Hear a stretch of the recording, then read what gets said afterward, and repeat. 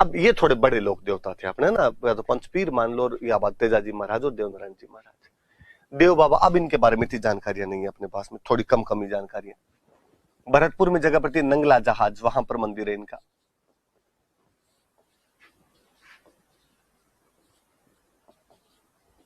नंगला जहाज भरतपुर में मंदिर। साल में 2 बार मेले लगते हैं, भाद्रपद शुक्ल पंचमी और चैत्र शुक्ल पंचमी।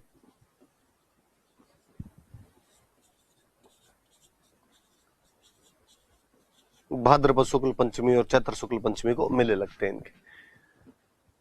आपके दिमाग में आना चाहिए कि भाद्रपद शुक्ल पंचमी को हमने पहले भी कुछ पढ़ा था क्या, तो आपके दिमाग में आएगा हाँ यार भाद्रपद शुक्ल पंचमी ऋषि पंचमी है। चैत्र शुक्ल पंचमी तो आपके दिमाग में आएगा गुलाबी गणगौर या चूनड़ी गणगौर। तो जब भी ऐसी तिथियां आई तो ये भी आप दिमाग में लाया करो। मैं अक्सर क्लास में जब पढ़ाता हूँ हंसता रहता हूँ कि देवनारायण जी महाराज का तो एमबीबीएस में सिलेक्शन हो गया था, तो वो तो डॉक्टर बन गए थे, औषधि के देवता है। देव बाबा ने भी तैयारी खूब अच्छी की थी, पर एमबीबीएस नहीं मिल पाया था, थोड़े से नंबर कम रह गए थे, तो वेटरनरी मिला था इनको। तो देव बाबा जो है पशु चिकित्सक है, वेटरनरी डॉक्टर थे भाई। और इनको यदि राजी करना हो तो 7 गाय चराने वालों को भोजन करा दो। 7 काउज हर्ट्समैन यदि भोजन करवा दिया जाता है उनको, तो देव बाबा राजी रहते हैं। केवल इतने इफेक्ट याद करने। मंदिर नंगला जहाज भरतपुर में है। भाद्रपद शुक्ल पंचमी और चैत्र शुक्ल पंचमी को वर्ष में 2 बार मेले लगते हैं। पशु चिकित्सक थे और 7 ग्वालों को भोजन करवाने पे ये राजी रहते हैं। देवता वासना भूखा, ऐसा वो बात है अपने आप। मल्लीनाथ जी, जहां तक मुझे याद है मैंने मल्लीनाथ जी के बारे में आपको पढ़ाया था कि मारवाड़ के राठौड़ राजा थे।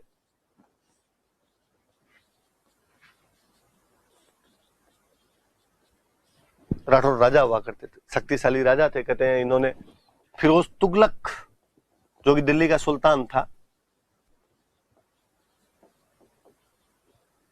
उसका मालवा का गवर्नर हुआ करता था निजामुद्दीन, उसकी सेना को हराया था। और निजामुद्दीन की सेना 13 टुकड़ों में बंट के आई थी, उन 13 टुकड़ियों को हराया था। अक्सर पश्चिमी राजस्थान में कहते हैं 13 तुंगा भांजिया न मल सलखानी।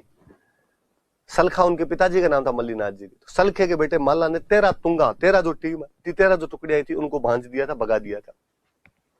कौन, किसकी सेना थी? फिरोज तुगलक जो कि दिल्ली का सुल्तान था। किसके नेतृत्व में आई थी? तो उसके मालवा के गवर्नर निजामुद्दीन के नेतृत्व में आई थी। कितनी टुकड़ी आई थी? 13 टुकड़ी आई थी। किसने हरा के भेजा था? मल्लीनाथ जी। मल्लीनाथ जी कहाँ के राजा थे? तो मारवाड़ के राठौड़ राजा थे। मैंने उस टाइम में आपको बताया था कि इनकी राजधानी मेवानगर हुआ करती थी। ये तो इनके राजा वाली बात है। फिर अपने वो जो दूसरी बातें हैं कि भाई ये संत थे, लोक देवता थे, और केवल यही लोक देवता नहीं थे, इनकी जो रानी है रूपा दे, वो भी एक लोक देवी है। खुद ये लोक देवता थे। इनकी रानी रूपा दे है, वो लोक देवी रही है या लोक देवी है।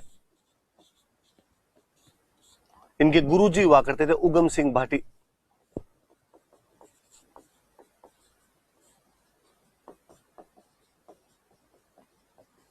उगम सिंह भाटी इनके गुरुजी हैं। दोनों पति पत्नी ने मिलकर छुआछूत मिटाने के प्रयास किए थे, समाज में भेदभाव समाप्त करने का प्रयास किया।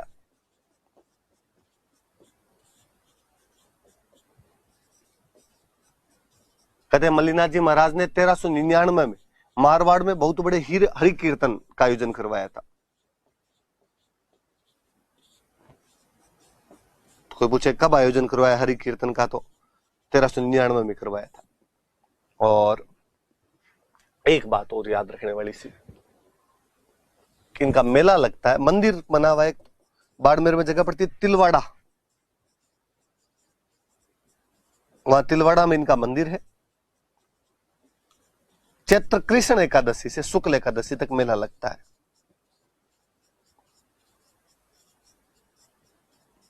चैत्र कृष्ण एकादशी से शुक्ल एकादशी तक मेला लगता है।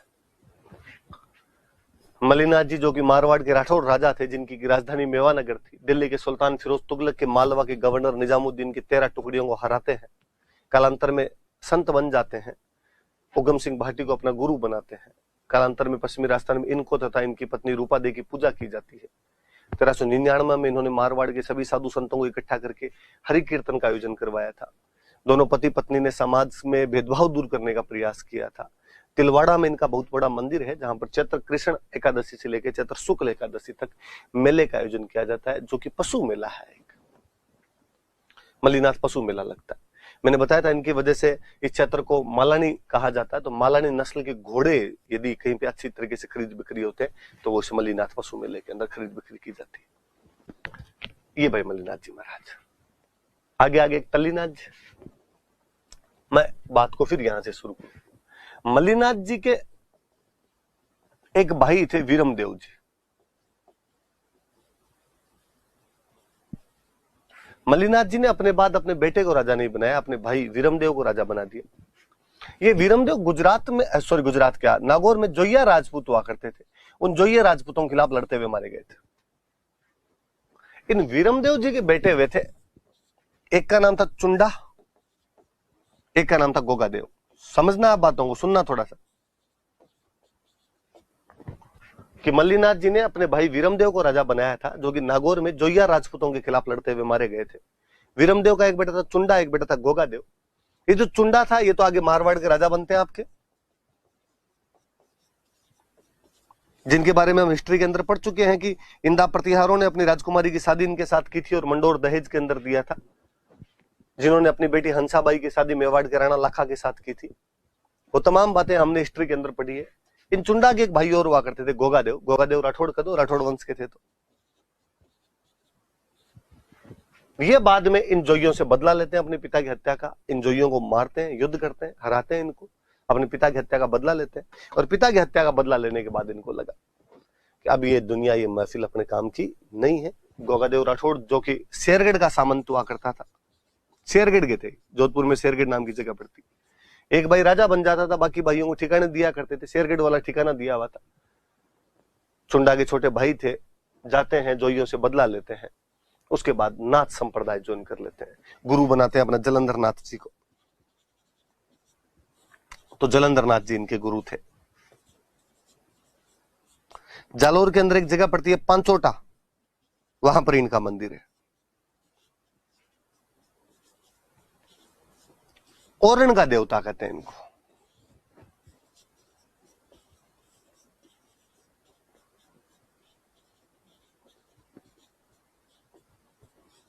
ओरण का देवता कहा जाता है। पहले मैं ये बताता हूं, फिर वापस चीजें समझाऊंगा। ओरण क्या होती है? मंदिरों के आसपास की वह जमीन जहां से पेड़ पौधे नहीं काटे जाते थे, ओरण कहलाती है। पश्चिमी राजस्थान की बड़ी विशेषता थी। लोग इस बात को समझते थे कि यार वैसे बरसात कम होती है और पेड़ पौधे और काट दिए गए तो बरसात होनी एकदम ही बंद हो जाएगी। इसलिए जब मंदिर बनाते तो उनके पास में ओरण रखी जाती थी। मंदिर के आसपास में कुछ जमीन छोड़ देते और ऐसा कहते कि इस जमीन से यदि किसी ने पेड़ पौधे काट लिए तो ये फलाना देवता इनको दोष देगा। तेजाजी महाराज की ओरण है, करणी माता की ओरण है, जाम्बूजी महाराज की ओरण है, ऐसे ओरण छोड़ दिया करते। और कहते हैं वो जो ओरण है, उन ओरण की रक्षा करने वाला यदि देवता किसी को माना जाता है तो तल्लीनाथ जी महाराज को माना जाता है। आपके याद रखने वाली बात थी कि तल्लीनाथ जी का वास्तव में नाम क्या था? तो गोगादेव राठौड़ था। कौन से ठिकाना मिला हुआ था इनको? कहाँ के सामंत थे? तो शेरगढ़ जोधपुर के सामंत थे। इनके गुरुजी का नाम जलंधर नाथ था। इनका मंदिर पांचोटा जालोर के अंदर बना हुआ है। पांचोटा जालोर के अंदर जगह पड़ती है, वहां मंदिर है। इनको ओरण का देवता कहते हैं। इधर वाली बात याद रहे तो ठीक रहे कि ये मारवाड़ के राजा चुंडा के छोटे भाई थे और अपने पिता वीरमदेव की हत्या का बदला लिया था। जोइया राजपूत जो उन्होंने वीरमदेव को मार दिया था, उनको वापस युद्ध में हरा कर इन्होंने बदला लिया था और बाद में नाथ संप्रदाय ज्वाइन कर लिया था। तो ये दो याद रखना है आपके। बिग्गाजी महाराज, बीकानेर में एक गांव पड़ता है रीडी, वहां रीडी के अंदर इनका मंदिर है। गायों की रक्षा के लिए लड़ते हुए शहीद हो गए थे। गायों की रक्षा पहले बहुत बड़ी बात थी भाई, गायों की रक्षा की थी। और जाटों में गोत्र होता जाखड़, जाखड़ इनको ज्यादा मानते हैं। जाखड़ समाज के कुल देवता, उनके क्लैन डेटी है। तीन बातें याद रखनी केवल। रीडी बीकानेर में मंदिर है, गायों की रक्षा की थी, लड़ते हुए शहीद हुए थे युद्ध में। जाखड़ समाज जो है वो इनको अपना कुल देवता मानता है। पहले अपने भारत के एक बड़े नेता हुए बलराम जाखड़, अपने लोकसभा अध्यक्ष रहे थे, तो जो जाखड़ कम्युनिटी है वो इनको कुल देवता मानती। हरिराम जी महाराज, दो बातें मेरी बताई हुई है कि झोरडा नागौर में इनका मंदिर है। याद करो तो मैंने मेला भी बताया था भाद्रपद शुक्ल पंचमी का, भोजन थाली मेला कामा में, और हरराम जी महाराज का मेला नागौर में। सर्परक्षक देवता है, मैंने उस दिन भी ये थोड़ी थोड़ी बातें बताई थी।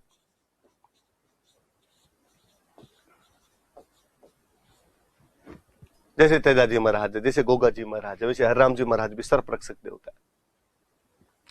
और ऐसा कहते हैं कि इनके मंदिर में सांप के बिल की पूजा की जाती है। बिल को अपने हिंदी में तो बोलते हैं बाम्बी, तो सांप की बाम्बी की पूजा की जाती है। Hole of snake is worshipped in temple.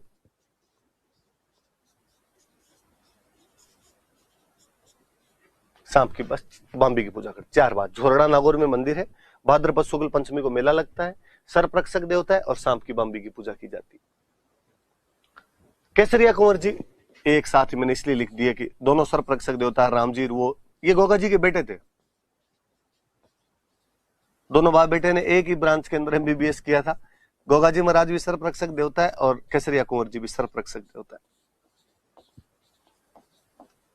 इतना ही याद रखना और कुछ याद नहीं रखना। झरड़ा जी, ये सुनना, देखो झरड़ा जी महाराज की बातें बताता हूं मैं आपको। सुनो, बातें सुनो थोड़ी सी। झरड़ा जी महाराज पाबू जी के भतीजे थे। मैंने जब पाबू जी वाली कहानी सुनाई थी, यदि किसी ने थोड़ा बहुत भी ध्यान दिया हो वहां पे, तो मैंने कहा था कि पाबू जी देवल नामक चारण महिला की कैसर कालबी नाम की घोड़ी मांग के लाते हैं। 3 फेरे लिए थे, इतने में देवल वहां पहुंच जाते हैं, कहते हैं मेरी गायों की लूट हो गई। पाबू जी महाराज गायों को बचाने के लिए जोधपुर के देचू नामक गांव में अपने बहनोई जिंदराव खिंची, जो कि जायल का राजा था, उसके खिलाफ लड़ते हैं। और यहां मैं बोला था कि पाबू जी अपने बड़े भाई बूढ़ो जी के साथ लड़ते हुए शहीद हो जाते हैं। तो पाबू जी और बूढ़ो जी दोनों शहीद हो गए थे। कहते समाचार जब पाबू जी के घर पहुंचाया गया तो बूढ़ो जी की रानी हुआ करते थे, बड़ी इंटेलिजेंट महिला थे। भगवान जाने उनका नाम ऐसा क्यों कर दिया गया। उनका नाम कहानियों में रहता है गेली रानी, क्योंकि बहुत समझदार महिला हुई। गेली रानी के पास में समाचार पहुंचा कि आपके पति बूढ़ो जी और आपके देवर पाबू जी दोनों युद्ध में लड़ते हुए मारे गए हैं। हालांकि युद्ध जीता, उन्होंने गायें बचा ली है, पर वापस नहीं आ सके वो। गेली रानी हाथों हाथ ये समाचार उसी संदेशवाहक के साथ में, रायका जाति का एक व्यक्ति होता है जो पाबू जी के साथ में युद्ध में होता है वहां पे, उसके साथ में वह समाचार अमरकोट पहुंचाती है। फूलमदे पाबू जी का बेटी जो कि वेट कर रही थी, उसको जब ये पता चलता है कि मेरे पति अब नहीं रहे, केवल 3 फेरे ली हुई वो लड़की अमरकोट से यहाँ पर कोल्लू मंडाती है और दोनों दौरानी जेठड़ी यहाँ पर कहते हैं अपने पतियों के साथ में सती हो जाती है। फूलमदे पाबू जी के साथ में और गेली रानी बूढ़ो जी के साथ में। जब गेली रानी सती हो रहे थे तो घर वालों ने विरोध किया कि आप सती नहीं हो सकते क्योंकि आप प्रेग्नेंट हो। गेली रानी उस टाइम प्रेग्नेंट थे और प्रेग्नेंट महिलाओं को सती नहीं करते थे। 7 महीने का गर्भ था, उनके 7 महीने का बच्चा था। उन्होंने जिद की कि मैं सती होंगी। घर वालों ने मना किया, नहीं होने देंगे, आपके बच्चा है, बच्चा मर जाएगा आपके साथ में। कहते उस महिला ने अपने पीठ को चीर के बच्चे को बाहर निकाल दिया था। गांव की भाषा में बोलते हैं कि झाड़ के बच्चे को बाहर निकाल दिया, इसलिए नाम पड़ा झरड़ा। मैं कई बार सिंपल लैंग्वेज में समझाने के लिए कह देता हूं कि राजस्थान का पहला सिजेरियन बेबी है। क्या आप कहते हो पेट को चीर दिया, मतलब कहीं ना कहीं सिजेरियन ऑपरेशन से हुआ है बच्चा, और तो क्या सर्जरी करवाई गई है। तो झरड़ा जी पाबू जी के भतीजे हुआ करते थे, झाड़ के निकाले गए, इसलिए कहते हैं कि इनका नाम झरड़ा जी पड़ गया। पाबू जी के भतीजे थे।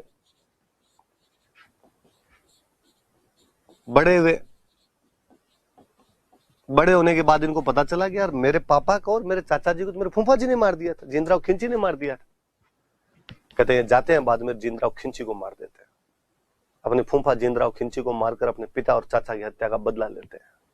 गांव में आज भी कहते हैं कि झरड़ो काका बापू ज्यादा करड़ो, कि अपने चाचा और पिता से भी अधिक करड़ा था वो। जिंदराव खिंची की हत्या करके बदला लिया।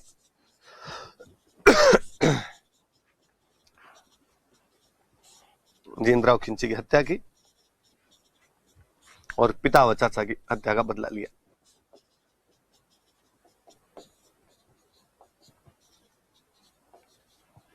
फिर इनको भी लगा कि दुनिया ये महफिल अपने काम की है नहीं, और झरड़ा जी महाराज बाद में नाथ संप्रदाय ज्वाइन कर लेते हैं। कहते नाथ संप्रदाय ज्वाइन करने के बाद इनका नाम है रूपनाथ। हम इनको रूपनाथ के रूप में पूजा करते हैं। एक तो कोलूमंड जहां पर पाबू जी का मंदिर बना हुआ है, जहां पर पाबू जी का जन्म हुआ था, जो इनका पैतृक गांव था, वहां पे एक बीकानेर में गांव पड़ता है सिम्बुदड़ा। इन दोनों जगह पे इनके मंदिर बने हुए हैं। सिम्बुदड़ा पड़ता है बीकानेर में, कोलूमंड पड़ता है आपके जोधपुर में। कहते बाद में लास्ट टाइम में हिमालय चले गए थे और हिमालय के अंदर हिमाचल प्रदेश में भी इनकी पूजा की जाती है। हिमाचल प्रदेश में इनको बालकनाथ के नाम से जाना जाता है। दोनों बात याद रखना। जरदाजी पाबू जी के भतीजे थे, जिंदराव खिंची को मारकर अपने पिता व चाचा की हत्या का बदला लेते हैं। राजस्थान में इन्हें रूपनाथ के रूप में पूजा जाता है। कोल्लूमठ, जोधपुर और सिमुद्रा, बीकानेर में मंदिर है। हिमाचल प्रदेश चले गए थे, हिमाचल प्रदेश में इनको बालकनाथ के रूप में पूजा जाता है। खूब मंदिर है इनके हिमाचल प्रदेश के अंदर। झुंझार जी महाराज सीकर में गांव पड़ता है इमलोहा, वहां पर इनका जन्म हुआ था।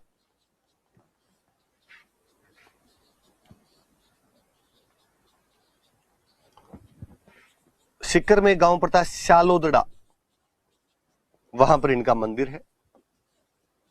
रामनवमी के दिन इनका मेला लगता है।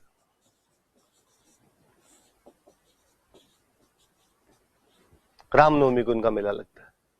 कहते हैं कि झुंझार जी महाराज की बारात वापस आ रही थी। झुंझार जी नाम है भाई इनका ना।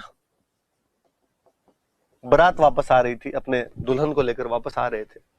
इमलोहा गांव आना था जो इनका गांव था। रास्ते में शालोदड़ा गांव में वही गायों की लूट हो रही थी, गांव वाले लड़ रहे थे। बारातियों ने समझाया हमारा भी कर्तव्य, हमें भी लड़ना चाहिए। झुंझार जी और इनके 3 भाई वहां युद्ध लड़ते हैं। युद्ध में लड़ते हुए काम आ जाते हैं, लड़ते हुए मारे जाते हैं। झुंझार जी की पत्नी, जो दुल्हन जो अभी तक अपने घर नहीं पहुंची थी, वो झुंझार जी के साथ में सती होती है। लोगों ने कालांतर में इन वीरों की पूजा करनी शुरू की। मंदिर में एक दुल्हा, एक दुल्हन और 3 भाइयों की मूर्तियां हैं।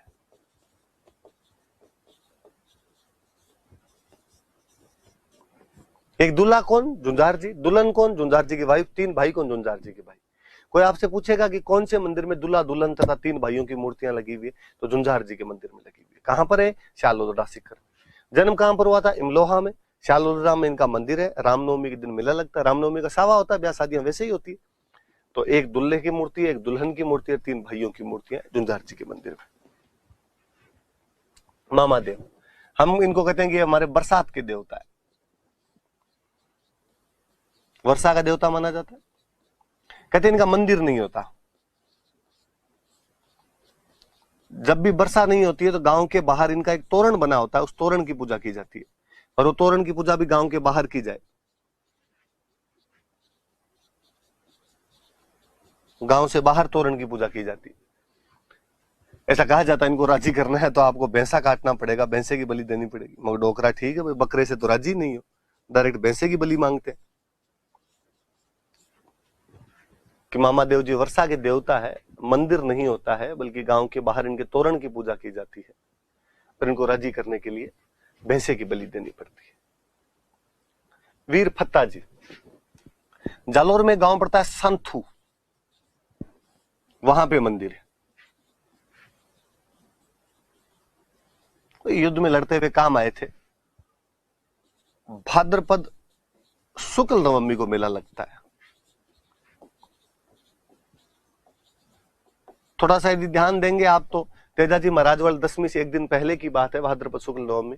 और ध्यान देंगे तो आपके दिमाग में आएगा कि भाद्रपद कृष्ण नवमी को गोगा जी का मेला लगता है, भाद्रपद शुक्ल नवमी को वीर फत्ता जी का मेला लगता है। सिंपल 2 बातें याद रखने वाली और कुछ ही बात नहीं। आलम जी, बाड़मेर में एक जगह पड़ती है धोरी मन्ना, वहां पर मंदिर है। जिस प्रकार पाबूजी महाराज ऊंटों के देवता है, आलम जी महाराज घोड़ों के देवता है। अश्वरक्षक देवता, हॉर्स प्रोटेक्टर डेटी। ऐसा मानते हैं कि वहां मिट्टी का एक टीला बना हुआ है, और यदि कोई उस मिट्टी की टीले की मिट्टी को बीमार घोड़े के ले जाकर लगा देता है तो घोड़े की बीमारी ठीक होती है। यदि प्रेग्नेंट घोड़ी हो और उसको वहां पे परिक्रमा करवा दी जाए तो घोड़े अच्छे पैदा होते हैं। इस बात को पुनः इस बात से जोड़िए कि मैं कहता हूं मालानी के घोड़े सबसे अच्छे होते हैं। मालानी बाड़मेर क्षेत्र को कहते हैं। तो जहां के घोड़े अच्छे होंगे, घोड़ों का डॉक्टर भी तो वही होगा। तो आलम जी महाराज धोरी मन्ना के अंदर है। किसी आरपीसी ने किसी एग्जाम में क्वेश्चन पूछा था कि इनमें से कौन से एक लोक देवता जेठमालोत राठौड़ थे, तो याद रखना कि आलम जी जो है वो राठौड़ों की गोत्र होती है, जेठमालोत उससे बिलोंग किया करते थे। तो आलम जी महाराज जेठमालोत राठौड़ थे, घोड़ा रक्षक देवता के रूप में पूजा करते हैं। धोरी मन्ना बाड़मेर में इनका मंदिर है। डूंग जी जवाहर जी, बड़ी जोरदार सी बात है इनकी।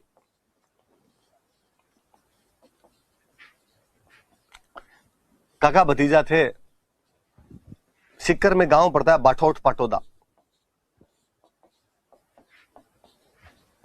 यहाँ के सामंत हुआ करते थे। हमने 57 की क्रांतियां पढ़ी, तब पढ़ा कि अंग्रेजों का राज आने के बाद में सामंतों की शक्तियां कमजोर हो गई थी, राजा शक्तिशाली होते जा रहे थे। तो सामंतों की शक्तियां जब कमजोर हुई, जयपुर रियासत के अधीन आया करते थे, तो बाद में इन्होंने सामंत वाले पद तो छोड़ दिए, इनका छोड़ो अपने, तो ये डाकू बन गए थे। और डाकू भी अच्छे वाले डाकू, अमीरों को लूट के गरीबों में धन बांट दिया करते थे, उस टाइप के डाकू। पूरी टीम थी इनके पास, सहयोगी थे इनके खूब सारे। सहयोगी कौन कौन थे मैं बताऊं तो लोठू जी निठारवाल थे। गांव में अक्सर कहानियां सुनाते हैं तो लोड जी बोलते हैं, लोड जी, तो लोड जी कह दो या लोठू जी कह दो। करुणा जी मीणा थे। बालू जी नाई थे। शंखू जी लोहार थे।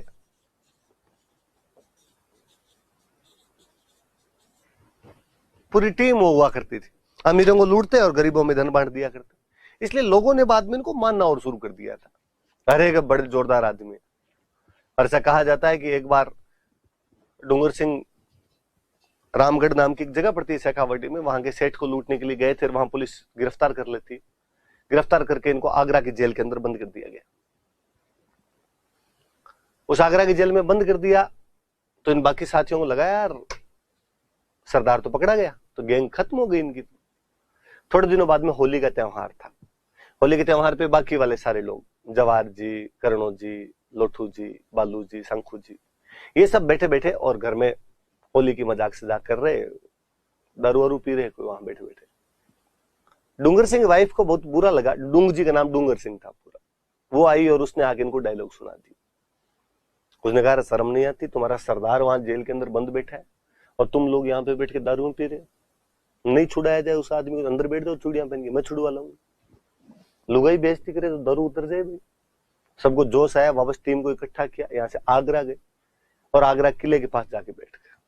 लॉर्ड जी लंबी चौड़ी पर्सनालिटी के मालिक हुआ करते थे। भगवान कपड़े पहने लॉर्ड जी ने, सफेद दाढ़ी बढ़ी हुई, बाबा बने हुए। अंग्रेजों की जेल हुआ करती थी आगरा के किले में। अंग्रेज भाग के आए, अंग्रेजों ने कहा कौन और तुम यहाँ कैसे बैठ गए? कहा साहब हम तो बारात लेके जा रहे थे, रास्ते में बीन मर गया, 12 दिन करेंगे यहाँ पे। अंग्रेजों ने वहां जो इंडियन अधिकारी थे उनसे पूछा क्या लफड़ा है तुम्हारे? वो सिपाही विपाही इंडियन थे, उन्होंने कहा साहब होते तो है हमारे, 12 दिन तो करने पड़ते, क्या करेंगे इनसे पूछो। करना क्या है? दिन में गरुड़ पुराण का वाचन कर लेंगे, शाम वाले टाइम को जागरण में लगा लेंगे, भगवान के नाम ले लेंगे 4। इंडियन सिपाहियों ने अंग्रेजों का यार नुकसान नहीं पहुंचाएंगे, बैठे रहने तो बोले, बैठे रहने दिया। लॉर्ड जी महाराज दिल्ली सबको भाषण सुनाया करते, गीता सुनाते सबको, मोह माया में कुछ नहीं रखा हुआ है, क्या लेके आए थे क्या लेके जाओगे। वो जो भारतीय सिपाही थे वो भी दिल्ली आके बैठ जाते कि महाराज ढंग की बात बताते, 4 अपने भी सुन ले। 11 दिन तक लगातार दिए उपदेश और 11वें दिन शाम को कहा भाई कल अपने जाएंगे, कल लास्ट दिन अपना, 12 दिन खत्म हो जाएंगे अपने। वो जो इंडियन सिपाही था कोई एक, वो जाके लॉर्ड जी महाराज के पैरों में पड़ा। उसने कहा लॉर्ड जी महाराज आपने इतनी भली भली बातें बताई, मेरे लायक कोई सेवा हो तो बताओ। लॉर्ड जी ने कहा हम साधु सन्यासी इन चीजों से ऊपर उठे हुए, हम क्या सेवा करवाएंगे साहब, फिर भी कोई बात हो तो बताओ, कुछ तो मेरे को काम दो आप। लॉर्ड जी ने कहा करना ही चाहता है तो बालक तुम्हारी जेल के अंदर मेरा एक चेला बंद है, मिलवा सकता है क्या? छोटी सी बात है, कल मिलवा दो। दूसरे दिन लॉर्ड जी जेल के अंदर पहुंचे और डूंगर सिंह वहां पे हथकड़ियों में पड़ा हुआ था। ऐसा कहा जाता है कि डूंगर सिंह को उसी दिन ऑर्डर आए थे कि कल तुझे काले पानी की सजा होगी। काले पानी का मतलब था अंडमान निकोबार भेजेंगे। डूंगर सिंह बड़ी चिंता में व्यथित रूप में बैठा हुआ। लॉर्ड जी गैर, लॉर्ड जी ने जाकर पूछा और वत्स क्या हालचाल है तुम्हारे? डूंगर सिंह ने ऊपर देखा यार आदमी लॉर्ड जी यार कपड़े भगवान, वत्सन ऐसी बोली बोल रहे हैं, पर वो समझ गया कि बंदे ने कुछ ना कुछ तो कोतक किया ही होगा। उसने कहा बाबा जी हालत खराब है, कल अंडमान निकोबार भेजेंगे, काले पानी भेज रहे हैं। लॉर्ड जी ने सिर पे हाथ फेरा, हाथ फेर कहा बालक चिंता मत करो, आज रात को तुम्हारे सारे कष्ट दूर हो जाएंगे। कहते उस रात को इन लॉर्ड जी, जवाहर जी, बालू जी, शंखू जी, इन सब ने मिलकर आगरा की जेल लूट ली थी। उस जेल में जितने कैदी थे सबको भगा दिया था वहां से।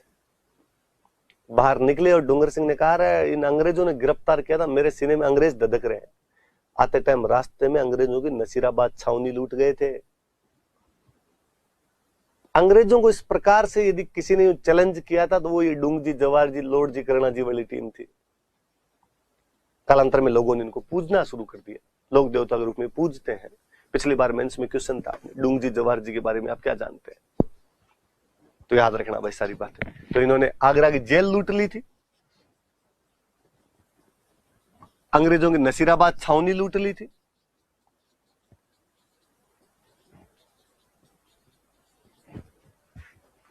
ज्यादा पुरानी बात नहीं है, 57 की क्रांति से 10 साल पहले, 1847 के आसपास की बात है। अंग्रेजों ने कहा इनको पकड़ के फांसी लगाओ, तो बाद जनता ने दबाव दिया राजाओं पे, और जनता ने राजाओं को जाकर कहा कि यदि इनको फांसी लग गई तो हम तुम्हें मार देंगे। तो बीकानेर में राजा हुआ करते थे रतन सिंह, उन्होंने जवाहर सिंह को पकड़ लिया था और जवाहर सिंह को पकड़ के बीकानेर के जूनागढ़ किले में रखा था। जोधपुर में राजा हुआ करते थे तख्त सिंह, उन्होंने डूंग जी को पकड़ लिया था और डूंग जी को पकड़ के जोधपुर के किले में रख लिया था। और इन्होंने कहा भाई वापस तो हम सौंपेंगे नहीं आपको अंग्रेजों का, तुम फांसी लगा दोगे, तुम फांसी इनको लगा दोगे तो जनता हमें मारेगी, पर चूंकि ये तुम्हारे राज में लूटपाट करते हैं इसलिए हम इनको अपने अपने किलों में रख लेंगे, इनको बाहर नहीं निकलने देंगे। तो कहते हैं भाई जवाहर सिंह का अंतिम समय रतन सिंह के पास जूनागढ़ किले में बीता था, डूंग जी का अंतिम समय तख्त सिंह के पास में जोधपुर के मेहरानगढ़ किले के अंदर बीता था। तो याद रख लेना थोड़ी बातें। बठौड़ पाटौदा के सामंत थे, कालांतर में डाकू बन गए थे, अमीरों को लूट कर उनका धन गरीबों में बांट दिया करते थे। लोठू जी, करणो जी, बालू जी, शंखू जी इनके सिपाही थे, सहयोगी थे इनके। आगरा की जेल और नसीराबाद की छावनी लूट ली थी इन लोगों ने, और इनका अंतिम समय क्रमशः आपके जोधपुर के और बीकानेर के किलों के अंदर बीता था। खेतला जी महाराज एक देवता हो रहे अपने पाली में एक जगह पड़ती है सोनाना, वहां पर इनका मंदिर बना हुआ। नए साल को मेला लगता है, नया साल कहते हैं आपके दिमाग में आ जाना चाहिए चैत्र शुक्ल एकम। जिन बच्चों को बोलने में दिक्कत आती है इनका यहां पे इलाज होता है, हकलाने वाले बच्चों का इलाज किया जाता है।